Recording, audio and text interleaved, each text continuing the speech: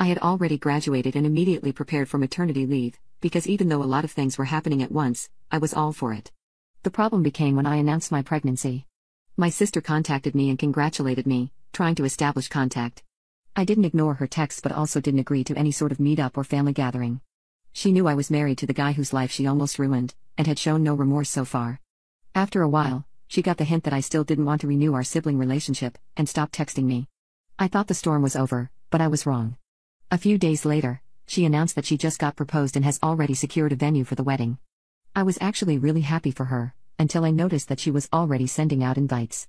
And the date she set for her wedding was awfully close to when I was due to give birth. She should have known that because I included it when I announced that I was pregnant, so I thought that it was a mistake. I wanted it to be a special day for just my baby, and I'm sure she also wanted it to be a special day just for her.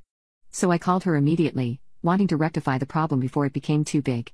I suggested that she should move the date in case I go into labor, so there isn't a conflict. But to my absolute surprise, she refused and told me to stop sabotaging her marriage. That was unprompted and confused me, so I asked her what she meant. She explained that her venue was a very popular spot, and only available dates were months later, so nothing can be done. And then she said something that I'm still having trouble believing: stop being such a crybaby. Even if you go into labor, you can hold the baby in for one extra day. The wedding only lasts a few hours anyway. I was speechless and didn't know what to say. I thought she was joking, but sadly, she reinforced her point and hung up on me. However, I wasn't just going to let her walk all over me like I did when I was 17. I discussed it with my husband and began calling everyone who I thought was invited to the wedding, like my parents. I revealed the truth to them, and asked them that in case a conflict arises and my baby is being born on the same day, then they shouldn't go to her wedding because she was the one who refused to change the date. Thankfully, they understood that giving birth wasn't something I could hold in, and agreed.